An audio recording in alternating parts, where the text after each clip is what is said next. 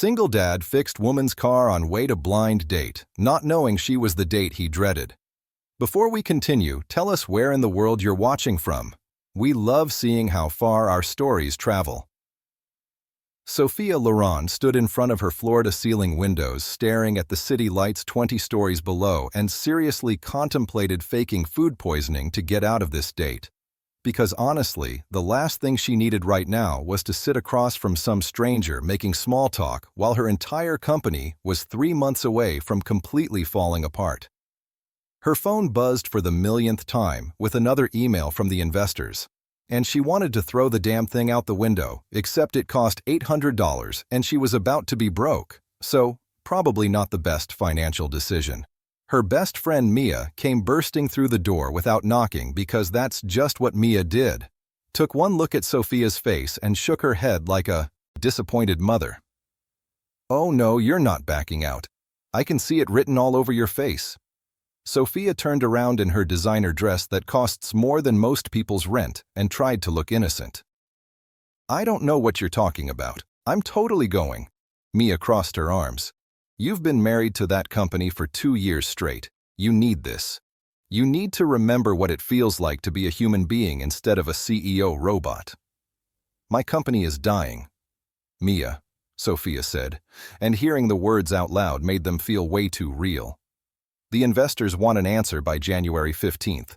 We need to expand or they're pulling every penny, and I've got 200 employees who are going to lose their jobs if I screw this up."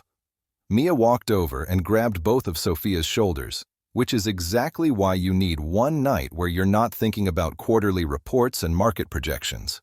One date. If he's awful, you never see him again. If he's great, maybe you get something good in your life for once. Across town in a cramped apartment above an auto repair shop that smelled like motor oil and Christmas cookies, Jake Morrison was having the exact same conversation, except his sister Emma was on FaceTime, and his 6-year-old daughter Lily was physically blocking the door. "Daddy, you promised Aunt Emma you'd go, and Morrisons don't break promises." Lily had her hands on her hips doing her best impression of a tiny drill sergeant, and Jake had to bite back a smile because she looked exactly like her mother used to when she was being stubborn about something. "I know I promised, Pumpkin, but this really isn't a good idea." Jake adjusted his tie for the 5th time, the only tie he owned because he literally never wore ties and it felt like it was strangling him. Emma's voice came through the phone speaker. "Jake, you haven't been on a date in 4 years. Lily wants you to be happy, and I already told this woman you were coming, so you're going." Lily bounced up and down, and I helped Aunt Emma pick her. "She's really pretty, and she likes fashion just like me." Jake's head snapped toward the phone. "Wait, you let a 6-year-old help pick my date?" Emma had the decency to look slightly guilty. She saw the profile and said you'd like her, and honestly, Lily's got better instincts than you do.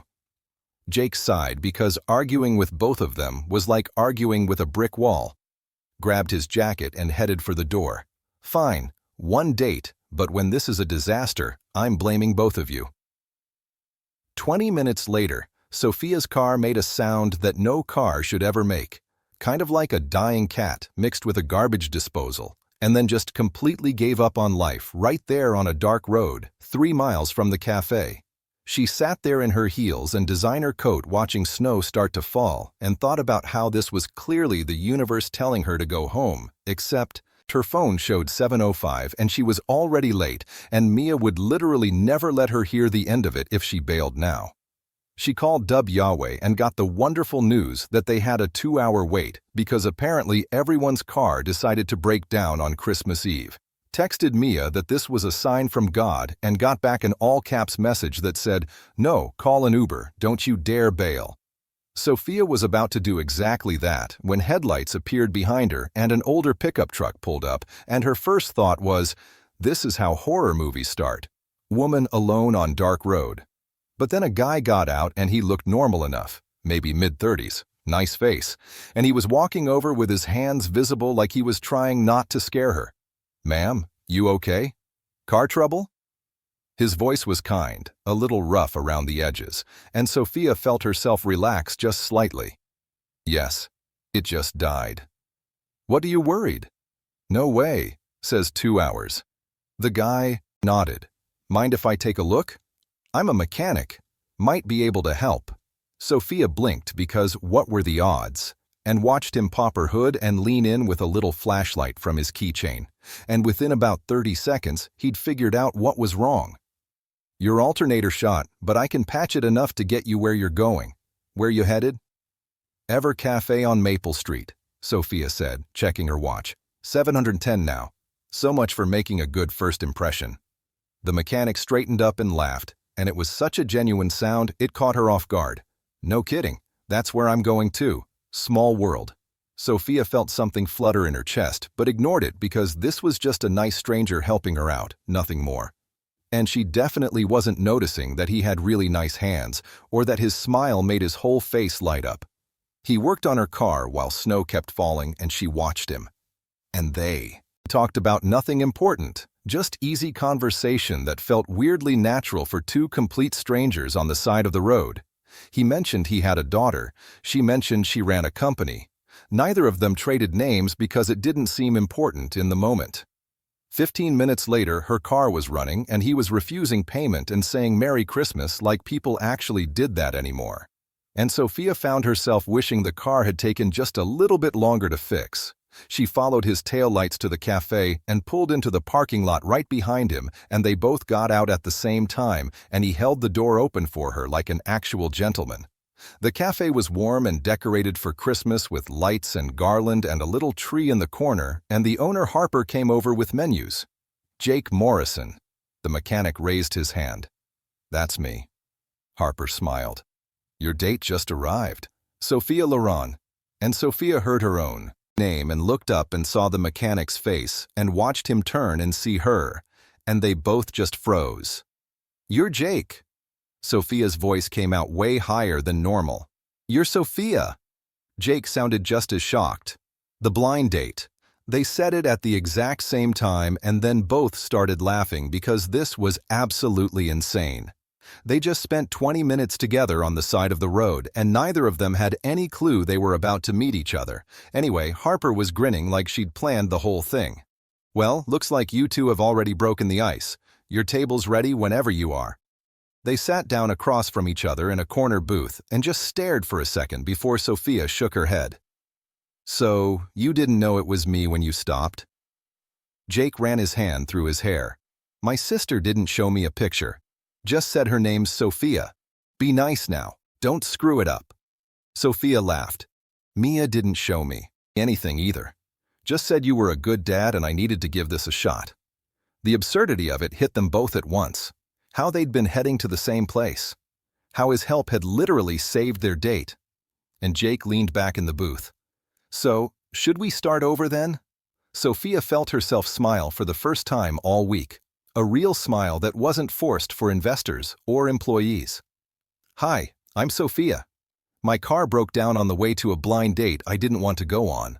Jake's grin matched hers. Hi, I'm Jake. I stopped to help a stranger so I'd be late to a blind date I also didn't want to go on. Harper appeared with coffee pot. Can I get you two started? And Sophia and Jake both said coffee at the exact same time, looked at each other and started laughing again.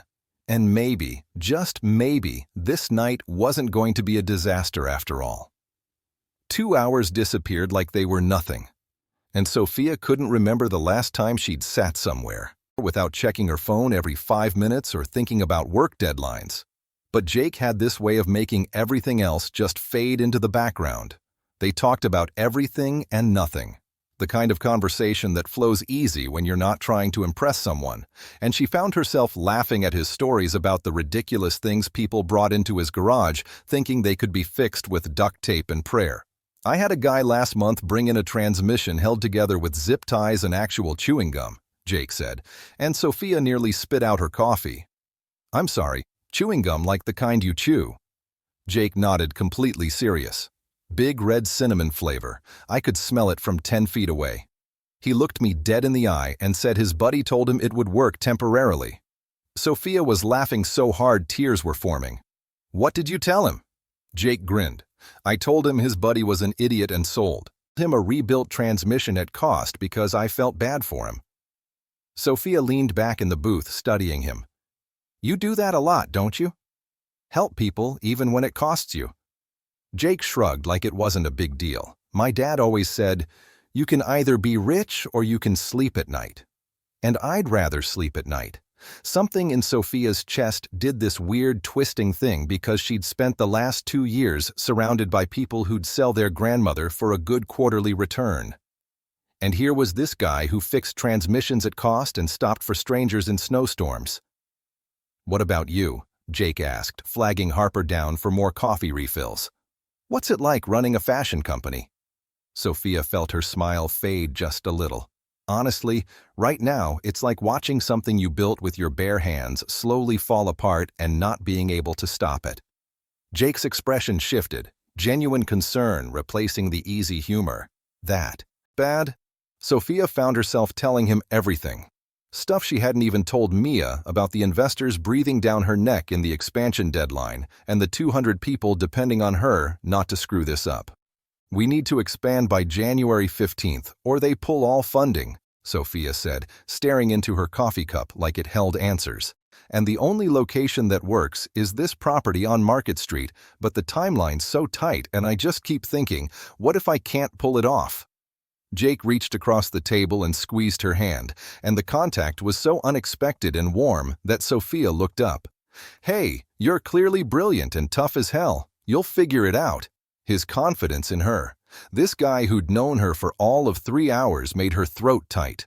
Harper brought the check and Jake grabbed it before Sophia could react.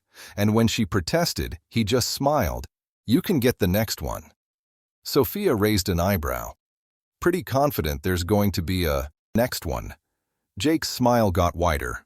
Well, yeah. I still owe you for the entertainment value of watching your face when you realized I was your date. They walked out into the parking lot where snow was coming down heavier now, covering everything in white, and Sophia's car looked like a frosted cake.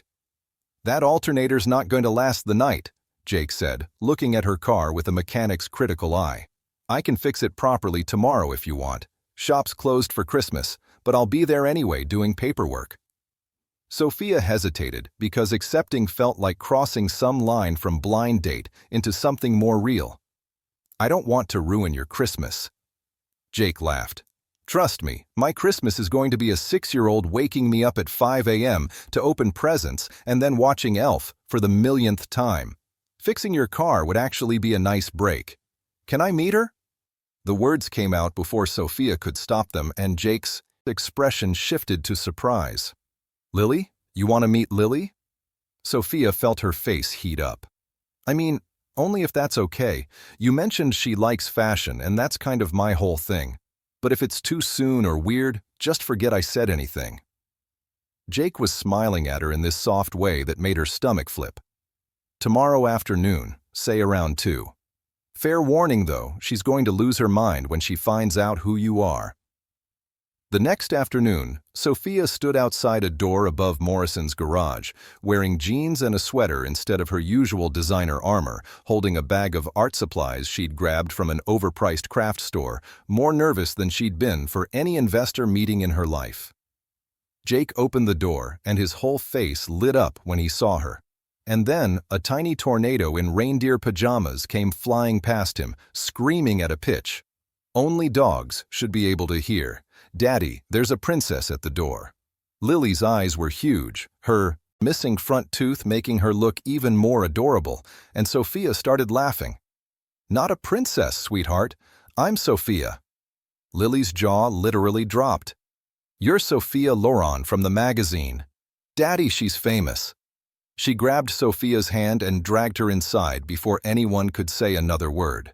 And the apartment was small but warm and decorated for Christmas with obvious care. The kind of home that had love baked into every corner. Lily pulled out a shoebox overflowing with drawings, and Sophia sat on the floor in her designer jeans and went through each one genuinely impressed because this kid had talent. Real talent. The kind of eye for proportion and flow that couldn't be taught. These are incredible, Lily. Have you ever tried draping fabric? Lily shook her head, confused, and Sophia grinned. Watch this. She grabbed a bedsheet and showed Lily how to drape it over a chair to create different silhouettes. And within minutes, they They were both on the floor, giggling and creating makeshift fashion designs. Jake watched from the kitchen doorway with hot chocolate mugs in his hands and his heart doing things it hadn't done since Sarah died. Because Sophia was sitting on his floor in $100 jeans, teaching his daughter about fashion design and looking more relaxed and happy than she'd looked in any of the put-together photos he'd found when he Googled her last night. "You're good with her," he said, handing Sophia a mug covered in whipped cream. Sophia looked up at him and smiled. "She makes it easy."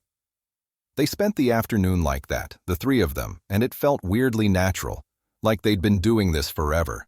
And when Lily climbed into Sophia's lap to show her a particularly complicated dress sketch, Sophia felt something in her chest crack open that she'd kept locked up tight for 2 years. "Are you Daddy's girlfriend?" Lily asked with all the subtlety of a sledgehammer, and Sophia choked on her hot chocolate while Jake turned bright red.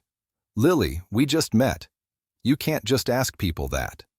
Lily looked between them with a 6-year-old's brutal honesty. "But you like her. I can tell you smile different." Jake opened his mouth to deny it, but Sophia was laughing. And Lily kept going. "And Daddy needs someone nice because he's been sad since Mommy died, but he pretends he's not." The room went quiet, and Jake's expression shuddered.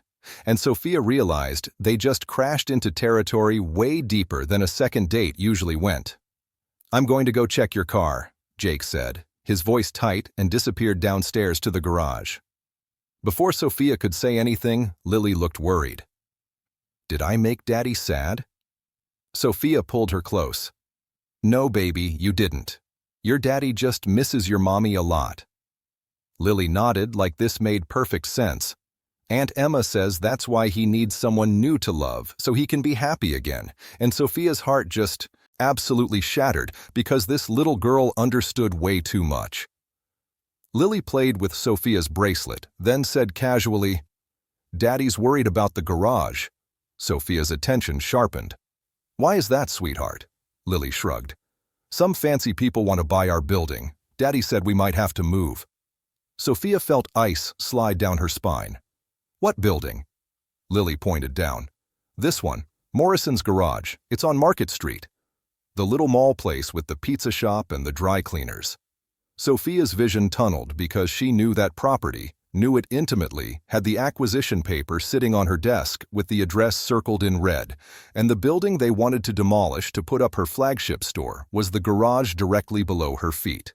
The garage Jake owned, the business he'd built, the dream he'd promised his dying wife he'd keep alive. And she was the one about to destroy it. Her phone buzzed with a text from Marcus, her business partner.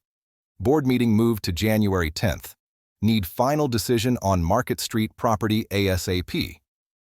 Sophia stared at the message and felt sick because the universe had just handed her an impossible choice. Save her company and destroy the man she was falling for, or save Jake and watch everything she'd built for 10 years crumble into nothing. And there was no world where she got to have both. Sophia made some excuse about a work emergency that sounded fake, even to her own ears, and practically ran out of Jake's apartment like the building was on fire, and Lily's confused little face asking, "But we were having so much fun," was going to haunt her nightmares for weeks. She sat in her car with her hands shaking on the steering wheel, pulled out her phone, and texted Marcus 3 words that felt like signing a death warrant. "We can't buy it." Marcus called her immediately, his voice coming through the speakers so loud she had to turn down the volume. "What do you mean we can't buy it? That property is our only option. The investors love the location. The timeline works. Sophia, what the hell is going on?" She pressed her forehead against the steering wheel. "The owner is someone I know. We can't do this to him." The silence on the other end was so heavy she could feel it crushing her chest. "You're tanking our company for a guy you've known for what, 48 hours? He's a single father, Marcus. That garage is his whole livelihood, his late wife's dream. I can't just bulldoze it." Marcus's voice went cold in that way it did, when he was about to say something she didn't want to hear. "And what about the 200 people who work for us? What about their livelihoods? You going to look them in the eye and tell them they're unemployed because you caught feelings for some mechanic?" Sophia didn't have an answer for that because he was right and she hated it, hung up the phone and drove home through snow that was coming down so hard she could barely see the road. 3 days went by and Jake's text kept coming, getting more worried each time. "Hey, haven't heard from you. Everything okay?" Then Lily keeps asking when you're coming back. No pressure, just wanted you to know you're welcome here. Then finally, if I did something wrong, I'm sorry. Would really like to see you again. Each message felt like a knife twisting because she wanted to answer so badly it physically hurt. But what was she supposed to say? "Sorry I ghosted you. My company wants to destroy your business, and I'm choosing my career over you." On day 4, Emma showed up at Sophia's office unannounced, and the receptionist looked terrified trying to stop her, but Emma just walked right past like she owned the place. "I'm Jake's sister, and we need to talk." Sophia stood up from her desk, professional mask sliding into place. "I'm really busy right now." Emma put a folded piece of paper on the desk. "Lily wanted me to give you this, and then I'm leaving. But you should know that Jake hasn't smiled once since Christmas Eve. And that little girl thinks she did something to scare you away." Sophia unfolded the drawing with hands that wouldn't stop shaking, and it showed 3 people holding hands under a Christmas tree labeled in crayon with Daddy, me, and Sophia. And underneath in Lily's wobbly handwriting, "My Christmas wish, please don't leave us." Sophia's vision blurred, and she had to sit down because her legs just gave out, and Emma's voice got softer. "I don't know what happened, but Jake hasn't been this happy in 4 years. And Lily thinks she hung the moon. Just think about that." After Emma left, Sophia sat there staring at the drawing and the property acquisition papers side by side on her desk, and something clicked in her brain like puzzle pieces, finally fitting together. She grabbed her phone and called Marcus. "What if we don't demolish the garage?" Marcus sounded like she'd suggested they start selling products on the moon. "What are you talking about?" Sophia was already pulling up building plans on her computer.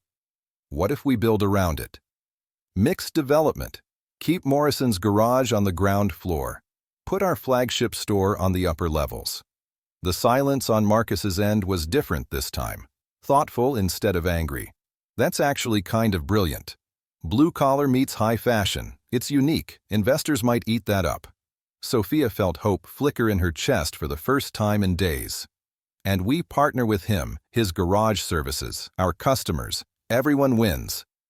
Marcus was already typing. She could hear the keyboard clicking. "Let me run the numbers.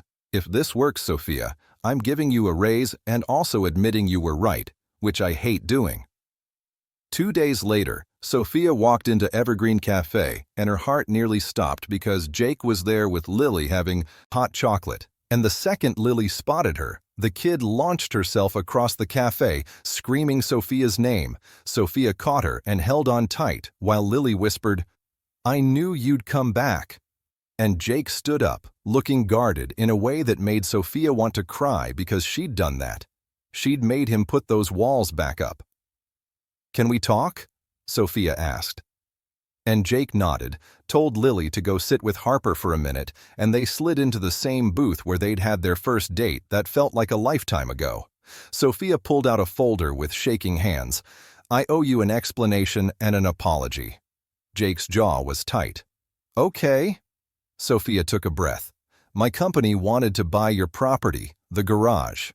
We were going to demolish it for a flagship store, and I didn't know it was yours until Lily mentioned the address." She watched Jake's face go through about 17 emotions in 3 seconds, ending on something that looked like betrayal mixed with resignation. "So you just disappeared?" His voice was flat, and it hurt worse than if he'd yelled, "I was trying to figure out how to save my company without destroying yours." Sophia slid the folder across the table. "Partnership proposal. We build around your garage. Mixed development. You stay on ground floor. We expand above. 50-50 partners on the whole property." Jake opened the folder like it might explode. Read through the proposal with his mechanic's hands that she'd watch fix her car, leaving smudges on the expensive paper. "You did this for me." Sophia shook her head. "I did this for us, all 3 of us. You keep the garage. Honor Sarah's memory. I saved my company. And Lily gets what she wished for." Jake looked up and his eyes were wet. You're serious about this? Sophia reached across the table and took his hand. I've never been more serious about anything in my life. 1 year later, they were back in the same booth at Evergreen Cafe on Christmas night in the Mixed-Use building was finished and gorgeous.